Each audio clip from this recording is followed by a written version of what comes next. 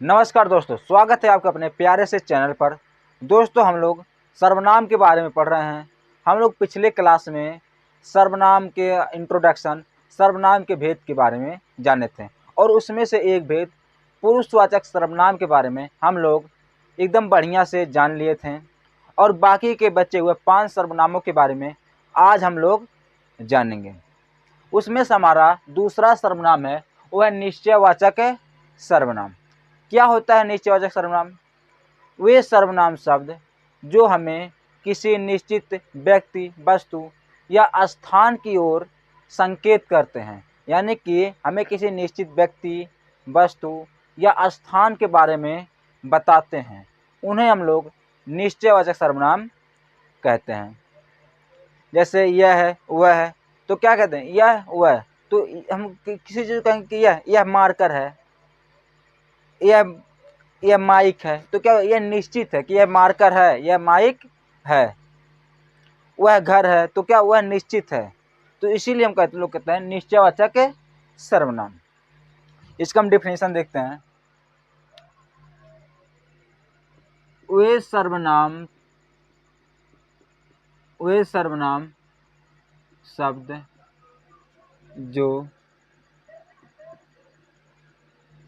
किसी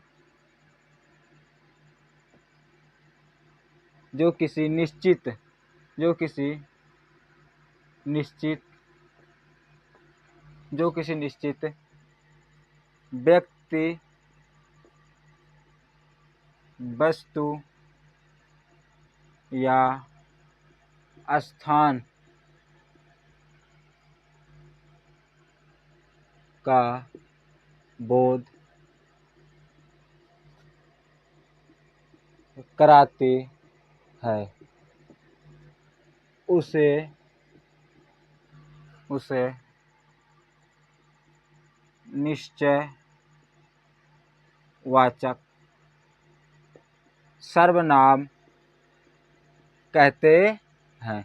उसे निश्चयवाचक सर्वनाम कहते हैं, यानी कि वह सर्वनाम शब्द जो किसी निश्चित व्यक्ति, वस्तु या स्थान के बारे में क्या बोध है, यानी कि हमें ज्ञात करवाती है, उसे निश्चयवाचक सर्वनाम कहते हैं। जैसे यह, वह।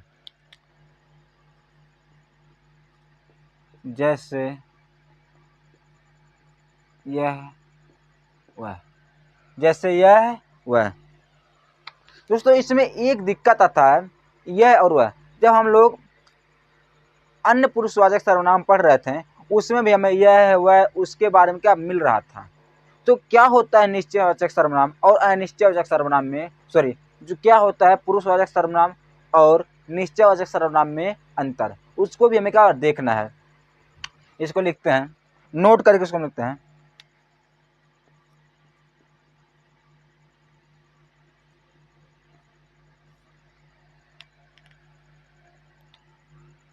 जब यह, वह किसी व्यक्ति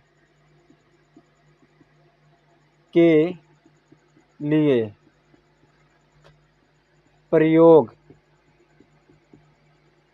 किया जाता है,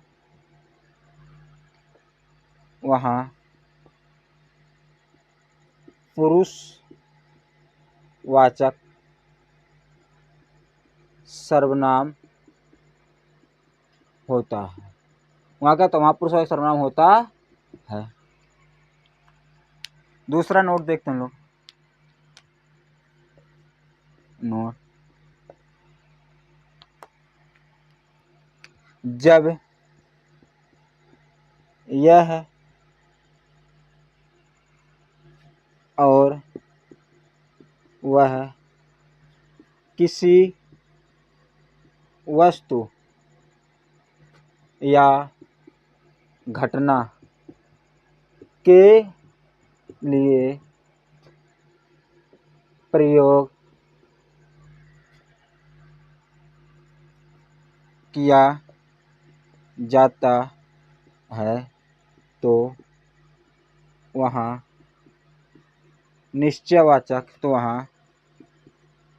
निश्चयवाचक सर्वनाम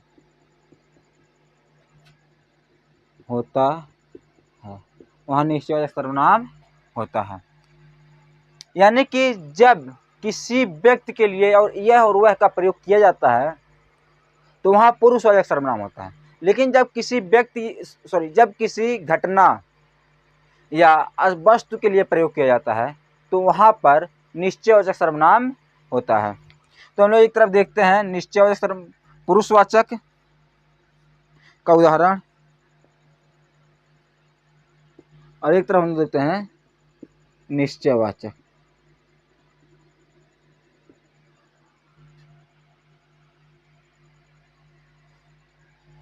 जैसे कि हम लोग कहते हैं उसे बुला लाओ, क्या कहते हैं, उसे बुला लाओ, कहते हैं उदाहरण, उसे बुला लाओ, उसे बुला लाओ। या हम लोग कहते हैं वह बाहर खड़ी है, वह बाहर खड़ी है, वह बाहर खड़ी है। यह तो यहीं बैठा है। अब हम इसको समझते हैं। और इसमें क्या निश्चयवाचक, निश्चयवाचक में क्या कह दिया जाए, निश्चयवाचक में कह दिया जाए यह यहाँ रख दो, यह यहाँ,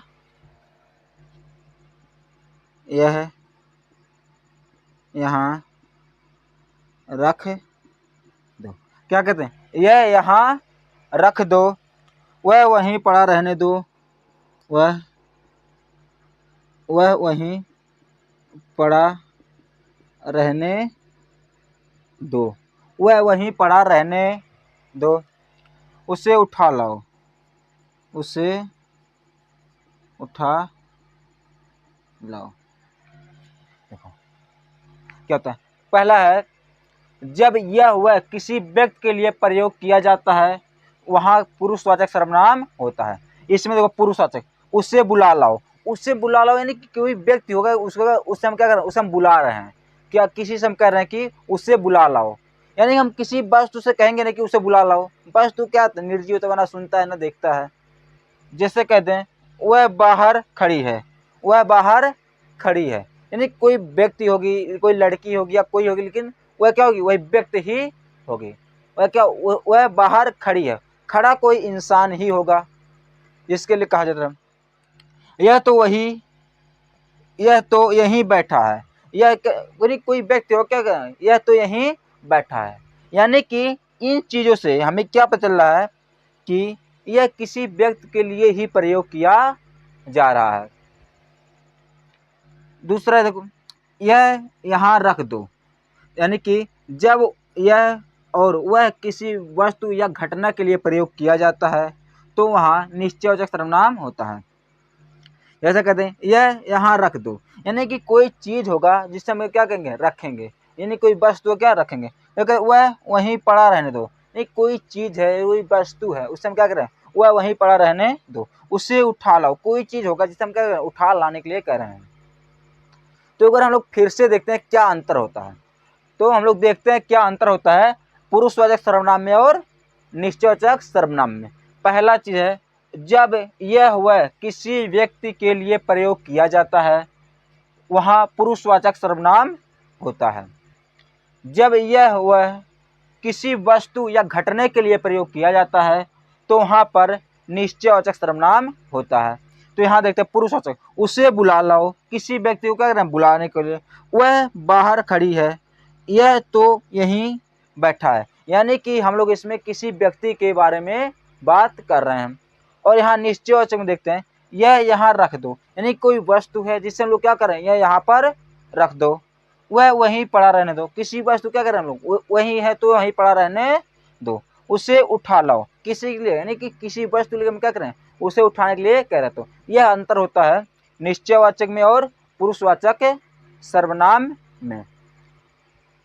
तो उम्मीद करते हैं आपको यहाँ ये दोनों चीजें समझ में आई होंगी। इसके बाद हम लोग पढ़ते हैं अनिश्चयवाचक सर्वनाम के बारे में। तब तक आप इसका स्क्रीनशॉट ले लीजिए। अब हम लोग देखते हैं अनिश्चयवाचक सर्वनाम के बारे में, यानी कि ऐसा सर्वनाम जो किसी व्यक्ति, वस्तु या स्थान की ओर संकेत तो करता है लेकिन उनके बारे में निश्चित बोध नहीं कराता है, उससे हम लोग अनिश्चयवाचक सर्वनाम कहते हैं। वे सर्वनाम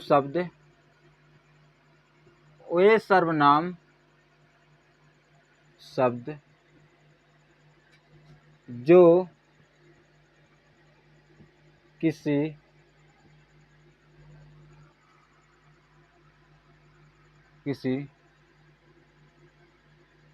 व्यक्ति, वस्तु, स्थान की ओर संकेत तो करते हैं लेकिन उनके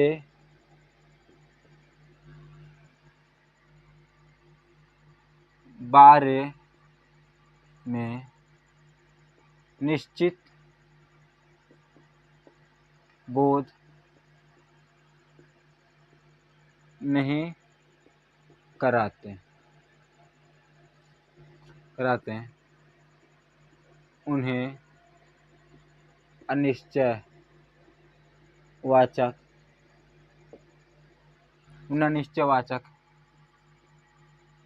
सर्वनाम कहते हैं। जैसे कोई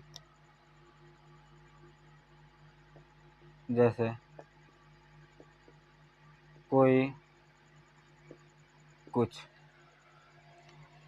यानी कि ऐसे सर्वनाम शब्द जो किसी व्यक्ति या वस्तु या स्थान के बारे में संकेत तो करते हैं लेकिन उनके बारे में निश्चितता का बोध नहीं करवाते हैं, उन्हें हम लोग कहते हैं अनिश्चयवाचक सर्वनाम। उदाहरण देखते हैं। उदाहरण, इसमें कोई और कुछ मिलता है। क्या कहते हैं? देखो बाहर कोई खड़ा है। देखो बाहर कोई खड़ा है, यानी कोई कह रहा है कि देखो बाहर कोई खड़ा है, नहीं कोई तो खड़ा है लेकिन कौन खड़ा है यह पता नहीं है, लेकिन निश्चित नहीं है कि कौन है बाहर।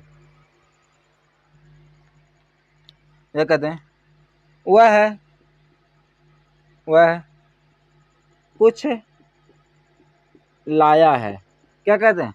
कहते हैं वह कुछ लाया है। वह क्या लाया है? यानी वह तो कुछ तो लाया है लेकिन क्या लाया है हमको पता नहीं है। यानी कि हमें क्या करें, किसी व्यक्ति या वस्तु को संकेत तो करता है लेकिन उसके बारे में निश्चितता का बोध नहीं कराता, उससे हम लोग कहते हैं अनिश्चयवाचक सर्वनाम। जैसे और हम कुछ उदाहरण देख लें। कहते हैं पानी में कुछ कहते हैं हम लोग दूध में कुछ पानी है, यानी कि दूध में पानी है लेकिन कितना है हमको पता नहीं है, कुछ तो पानी जरूर है। किसमें? दूध में।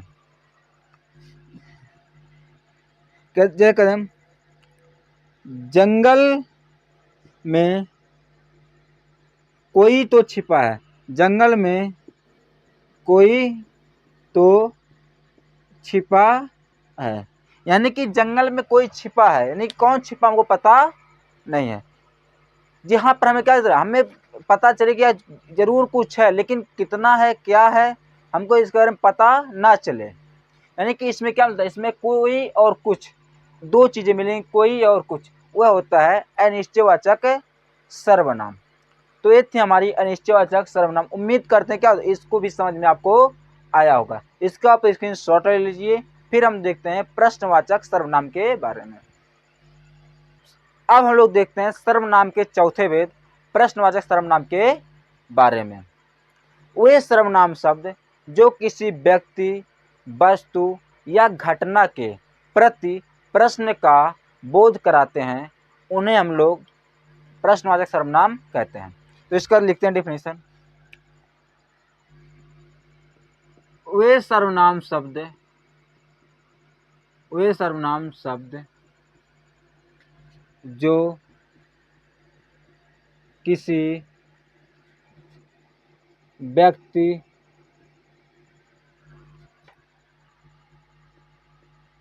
वस्तु या घटना के प्रति प्रश्न का संकेत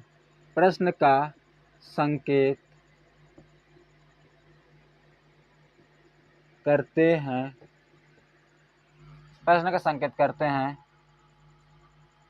उन्हें प्रश्नवाचक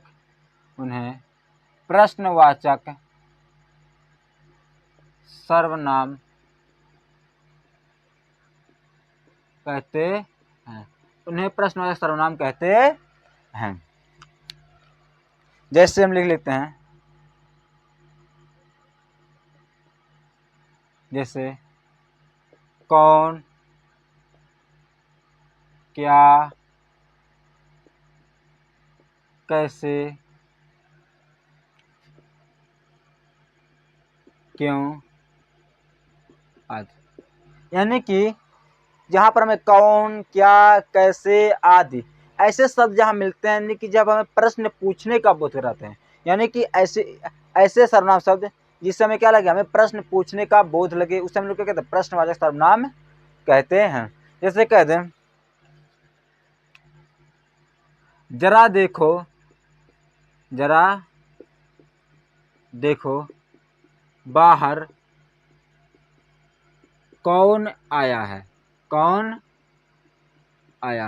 ये कहते हैं कि जरा देखो बाहर कौन आ रहे हैं, कि किसी से भेज रहे हैं और पूछ रहे हैं क्या, देखो कि बाहर कौन आया है। ये कहते हैं, आज तुम्हारे घर खाने में क्या बना है। यानी कि हम किसी कहते हैं, आज देखो, कहते हैं हम, आज तुम्हारे घर खाने में क्या बना है, यानी हम किसी से पूछ रहे हैं कि तुम्हारे घर खाने में क्या बना है। जैसे कहते हैं, तुम कल स्कूल क्यों नहीं गए थे। क्या कहते हैं, तुम कल स्कूल क्यों नहीं गए थे। तुम्हारा बड़ा भाई कहाँ रहता है। यानी इसमें हम क्या पूछ रहे हैं, तुम्हारा बड़ा भाई कहाँ रहता है। जैसे कहते हैं, तुम्हारा भाई क्या कार्य करता है। यानी कि जहां पर भी प्रश्न पूछने का बोध आ जाए, यानी प्रश्न पूछा जाए, वहां पर क्या होगा, वहां पर हमेशा प्रश्नवाचक सर्वनाम होता है। तो उम्मीद करते हैं ये भी समझ में आया होगा प्रश्नवाचक सर्वनाम। तो इसका स्क्रीनशॉट ले लीजिए। हम लोग फिर पढ़ते हैं इसके नेक्स्ट सर्वनाम के बारे में। अब हम लोग देखते हैं सर्वनाम के 5वें भेद, संबंधवाचक सर्वनाम के बारे में। लिखते हैं इसका डिफिनीशन। वे सर्वनाम शब्द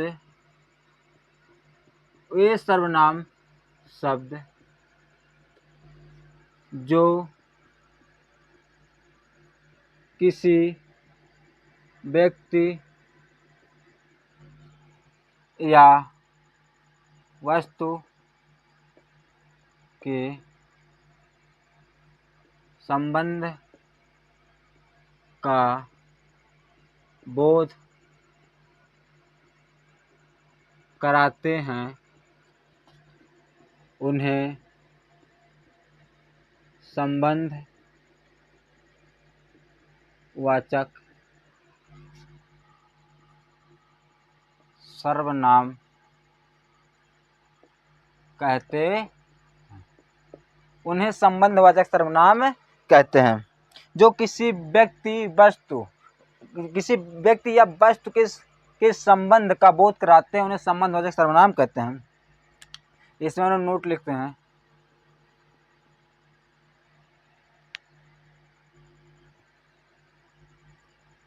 संबंधवाचक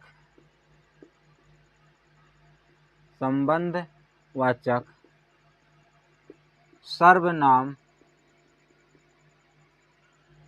का प्रयोग दो शब्दों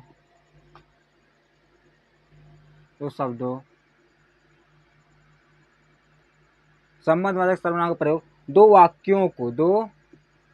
वाक्यों को जोड़ने के लिए किया जाता है। यानी कि इसका प्रयोग दो वाक्यों को जोड़ने के लिए किया जाता है। जैसे हम लोग कहते हैं, जैसे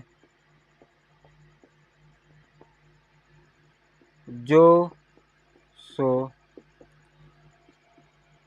जिसका जितना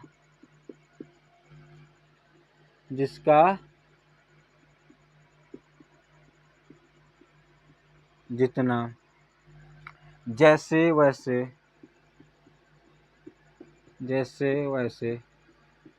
आज,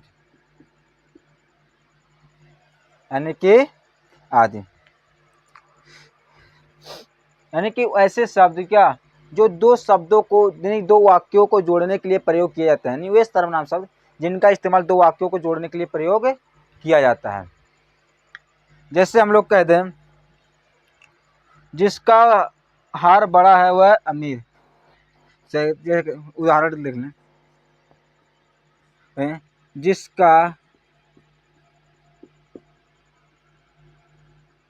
जिसका घर बड़ा है वह अमीर है। यानी कि जिसका घर क्या है, बड़ा है, वह क्या है, अमीर है। यानी कि घर बड़ा और अमीर क्या है, संबंध है। जिसका घर बड़ा है वह अमीर है। ऐसे हम कह दें, जिसे तुमने देखा वह तुम्हारी ही तस्वीर है। जिसे तुमने देखा वह तुम्हारी ही तस्वीर है। क्या करें, कि जिससे तुमने देखा वह क्या है, वह तुम्हारी ही, यानी कि जिसका संबंध क्या है, वह क्या है, तुम्हारी ही तस्वीर। जिसको क्या तुमने देखा वह क्या तुम्हारी तस्वीर है। इसमें भी क्या सा संबंधवाचक सर्वनाम। जो लड़का पढ़ रहा है वह मेरा भाई है। जैसे कहते हैं, जो लड़का पढ़ रहा है वह मेरा भाई है। देखिए, जो लड़का पढ़ रहा है क्या वह मेरा भाई है। यानी कि उसके और लड़के के बीच क्या है, एक संबंध है। उसे क्या कहते हैं हम लोग, संबंधवाचक सर्वनाम कहते हैं। एक नोट हम करके लिखते हैं, संबंधवाचक सर्वनाम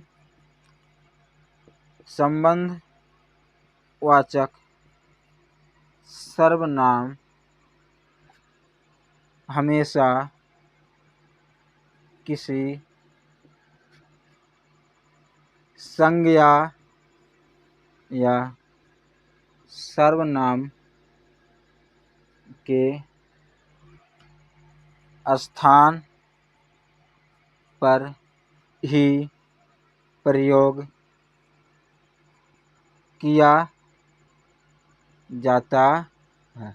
यानी क्या, किसी संज्ञा सर्वनाम के स्थान पर सर्वनाम क्या किया जाता, प्रयोग किया जाता है। जैसे इसमें देख लें, जिसका घर बड़ा है वह अमीर है। यानी कि हम लोग कैसे ऐसा कह सकते हैं कि राम का घर बड़ा है वह अमीर है। देखिए राम क्या होता है, राम संज्ञा होता, लेकिन उसके स्थान पर संबंधवाचक सर्वनाम का प्रयोग कर, यानी कि जिसका, इसे तो कह देंगे कि वह घर बड़ा है, यानी कि कह दिया उसका घर बड़ा है वह अमीर है। उसका क्या, उसका भी सर्वनाम हो जाता, और सर्वनाम की जगह हम प्रयोग किए हैं जिसका घर बड़ा हुआ क्या है, अमीर है। अमित का घर बड़ा है वह अमीर है। यानी कि हम संज्ञा सर्वनाम के स्थान पर क्या प्रयोग करते हैं, हम लोग प्रयोग करते हैं संबंधवाचक सर्वनाम का प्रयोग। यानी कि संबंधवाचक सर्वनाम का प्रयोग हमेशा होता है किसके स्थान पर, संज्ञा सर्वनाम के स्थान पर। एक बार हम लोग फिर से देखते हैं संबंधवाचक सर्वनाम के बारे में। वे सर्वनाम शब्द जो किसी व्यक्ति या वस्तु के संबंध का बोध कराते हैं उन्हें क्या कहते हैं, उन्हें संबंधवाचक सर्वनाम कहते हैं।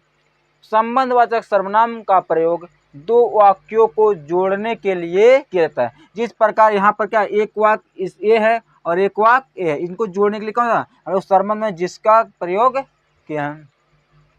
जो, सो, जिसका, जितना, ये सब क्या मिलते हैं, जैसे, वैसे, ये सब हमेशा मिलते हैं किसमें, संबंधवाचक सर्वनाम में।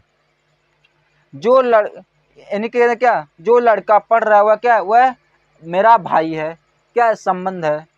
यानी कि संबंधवाचक सर्वनाम, नोट में देते हैं, संबंधवाचक सर्वनाम हमेशा किसी संज्ञा या सर्वनाम के स्थान पर यह प्रयोग किया जाता है। जिस प्रकार यहाँ कहते हैं जिसका घर बड़ा है वह अमीर है, यानी कि जिसके घर में लिख सकते हैं राम का घर बड़ा है वह अमीर है।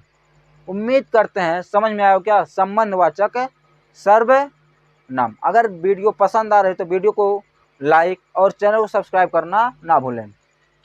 तो हम लोग नेक्स्ट देखते हैं, इसका आप स्क्रीनशॉट ले लीजिए। हम लोग नेक्स्ट सर्वनाम देखते हैं, लास्ट सर्वनाम नीचवाचक सर्वनाम के बारे में। अब हम लोग देखते हैं सर्वनाम का आखिरी भेद, यानी कि छठवां भेद निजवाचक सर्वनाम के बारे में। वे सर्वनाम शब्द जिससे निजत्व या अपनेपन का बोध हो उसे निजवाचक सर्वनाम कहते हैं। निजवाचक सर्वनाम का प्रयोग तीनों पुरुषों, यानी कि उत्तम पुरुष, मध्यम पुरुष और अन्य पुरुष तीनों में किया जाता है। तो हम लोग इसका पहले डिफिनेशन देखते हैं। वे सर्वनाम शब्द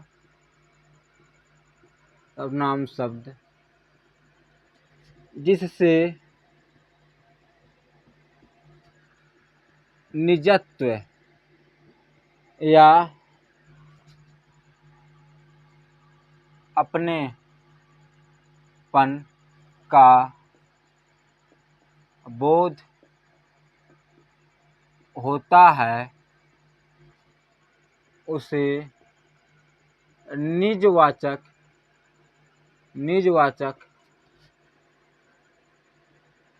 सर्वनाम कहते हैं, उसे निजवाचक सर्वनाम कहते हैं। इसमें नोट करके लिखते हैं, निजवाचक सर्वनाम का प्रयोग निजवाचक सर्वनाम का प्रयोग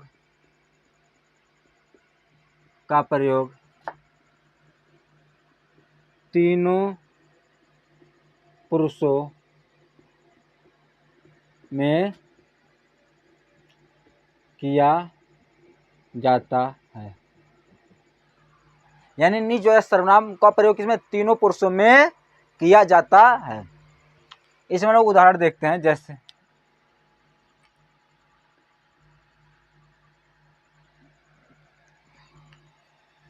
कहते हैं मैं अपने आप खा लूंगा, मैं अपने आप खा लूंगा। यानी कोई क्या कर रहा है, मैं अपने आप, यानी कि मैं स्वयं, यानी कि स्वयं खा लूंगा। यानी कि इसमें क्या हो रहा है, इसमें निजत्व का बोध हो रहा है। क्या कर रहा है, मैं अपने आप यानी कि स्वयं खा लूंगा। इसमें क्या, इसमें निजत्व का बोध हो रहा है।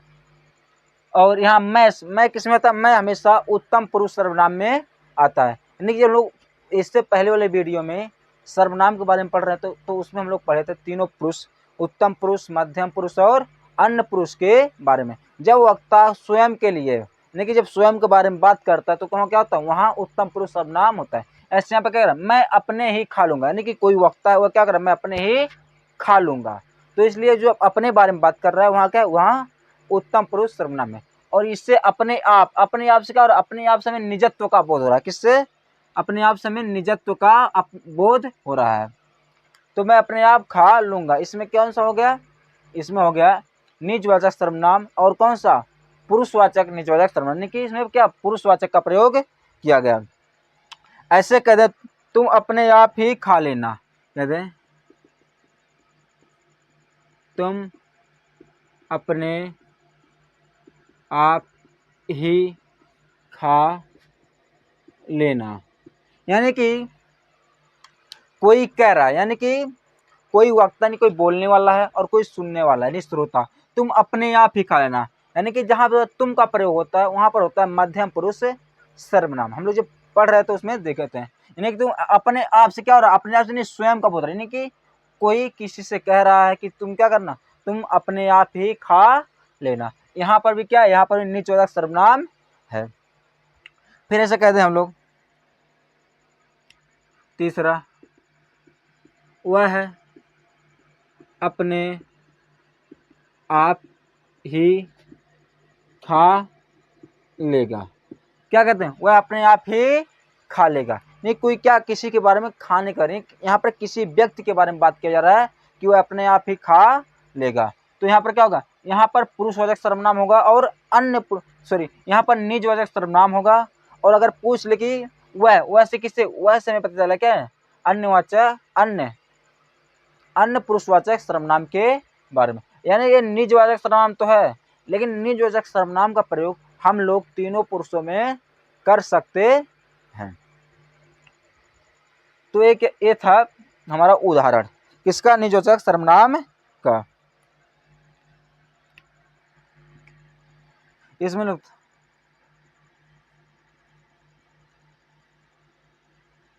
तो ये था हमारा क्या होता, ये था हमारा निजवाचक सर्वनाम।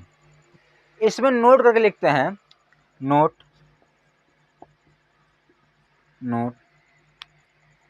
जब आप शब्द का प्रयोग वक्ता स्वयं के लिए करता है तो निजवाचक सर्वनाम होता। नोट नंबर 2 है,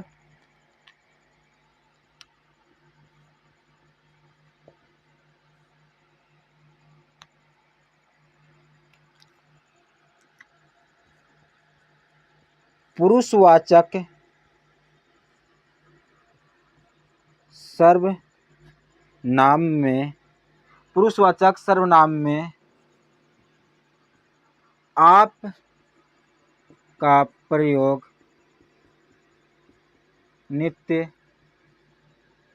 बहुवचन में होता है, जबकि निजवाचक में आप का प्रयोग दोनों वचनों में होता है। आप का प्रयोग दोनों वचनों में होता है। ये चीज में नोट करने वाली बात है, सर्वनाम शब्दों में संबोधन कारक का प्रयोग नहीं होता। क्या, सर्वनाम शब्दों में संबोधन कारक का प्रयोग नहीं होता है। और क्या लिखते हैं, सर्वनाम शब्दों में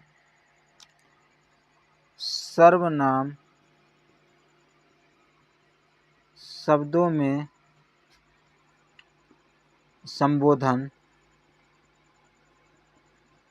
कारक का प्रयोग नहीं होता है। सर्वनाम शब्द का संबोधन कारक का प्रयोग नहीं होता। एक बार फिर से हम लोग देख लेते हैं निजवाचक सर्वनाम के बारे में। वे सर्वनाम शब्द जिससे निजत्व या अपनेपन का बोध होता है उसे निजवाचक सर्वनाम कहते हैं। नोट, निजवाचक सर्वनाम का प्रयोग तीनों पुरुषों में किया जाता है, यानी कि उत्तम पुरुष, मध्यम पुरुष और अन्य पुरुष में किया जाता है। जैसे मैं अपने आप खा लूँगा, इसमें अपने और आप से जहाँ लिखा है क्या, जहाँ पर आप वक्ता के लिए प्रयोग किया जाता है वहाँ पर क्या होता है, वहाँ पर निजवाचक सर्वनाम होता है। जैसे कहते हैं मैं क्या होता है, मैं उत्तम पुरुष सर्वनाम, और तुम अपने आप ही खा लेना, अपने आप से निजत्व का बोध हो रहा है, इससे हमें पता चला क्या निजवाचक सर्वनाम। और तुमसे मध्यम पुरुष, वह अपने आप ही खा लेगा। नोट, जब आप शब्द का प्रयोग वक्ता स्वयं के लिए करता है तो निजवाचक सर्वनाम होता है।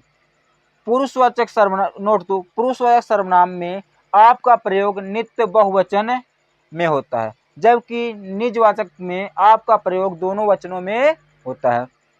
यहाँ पर सबसे इम्पोर्टेंट बात है, सर्वनाम शब्दों में संबोधन कारक का प्रयोग नहीं होता है। उम्मीद करते हैं कि आप सबको सर्वनाम समझ में आया होगा। तो यहाँ पर समाप्त होता है सर्वनाम टॉपिक, और हमारा विकारी शब्द का दूसरा भेद, यानी कि पहला भेद था संज्ञा, दूसरा भेद है सर्वनाम। इसके बाद हम पढ़ेंगे तीसरे भेद के बारे में, जो है विशेषण। तो उम्मीद करते हैं समझ में आया होगा, और अगर आप चैनल पर नए हैं तो चैनल को सब्सक्राइब और वीडियो को लाइक करना ना भूलें। बहुत बहुत धन्यवाद।